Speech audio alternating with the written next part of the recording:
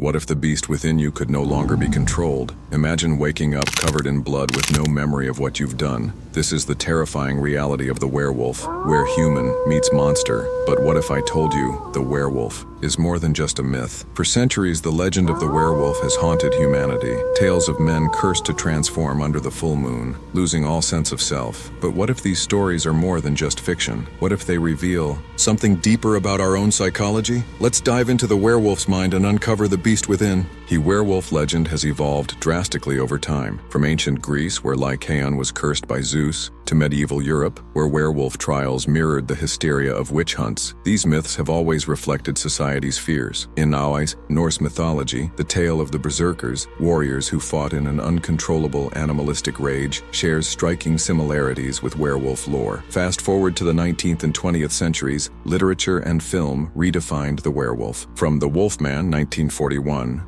to An American Werewolf in London, 1981. These stories explored not just horror, but the struggle of duality within oneself. The werewolf myth constantly evolves, adapting to our fears and changing perceptions of identity and self-control. Beyond film, werewolves appear in historical accounts, sometimes as scapegoats for unexplained murders or madness. The infamous Peter Stump, a 16th century German farmer, was accused of being a werewolf and executed for brutal crimes. His trial illustrates how folklore was weaponized, blurring the lines between myth and reality. Even today, stories of cryptid creatures and unexplained phenomena fuel our fascination with the idea of real-life werewolves. The werewolf is more than just a monster. It's a battle between two identities. Psychologists argue that this struggle represents the shadow self, our hidden desires and suppressed instincts, a concept introduced by Carl Jung. The idea that we all have an unconscious side, a part of us we do not wish to acknowledge, aligns with the werewolf transformation. One moment in control, the next lost to primal urges. This theme of inner conflict resonates in various cultures. In some legends, the werewolf is cursed, an unwilling participant in their transformation. In others, the change is embraced, a representation of ultimate freedom from societal constraints. This raises a compelling question. Do we fear the beast within because it is truly monstrous, or because it reveals who we really are? The concept of duality is further explored in literature, like Robert Louis Stevenson's Dr. Jekyll and Mr. Hyde. This struggle between civility and savagery is not unique to werewolves.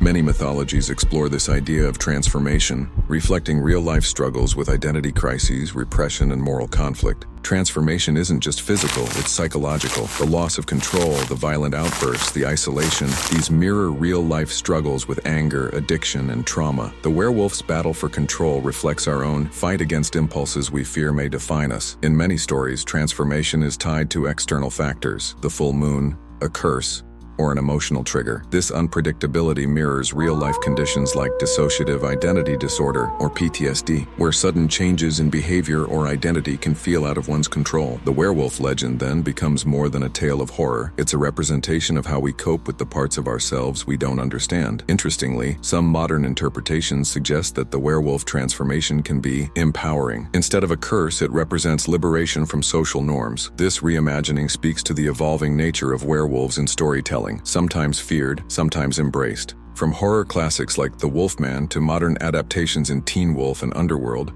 werewolves have evolved from mindless beasts to complex, tormented anti-heroes. This shift reveals a growing understanding of human psychology.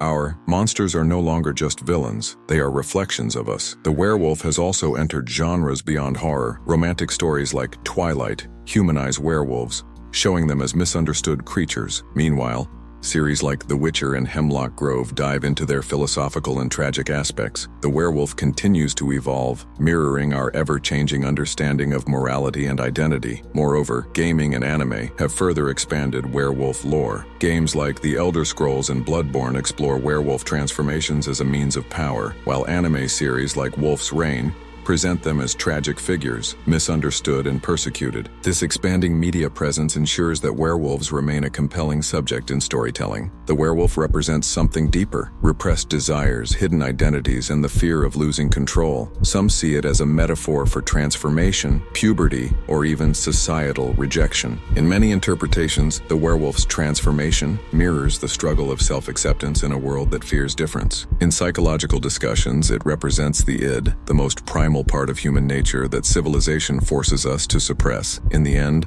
The werewolf legend isn't just about horror, it's about the human experience.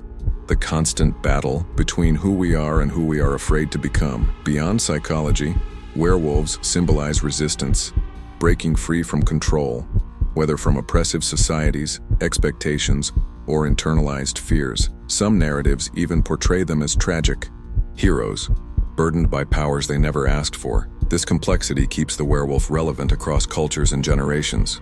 So the next time you hear a howl in the night, ask yourself, are monsters real or do they live inside us all? Let me know your thoughts in the comments below, and don't forget to like and subscribe for more deep dives into mythology and psychology.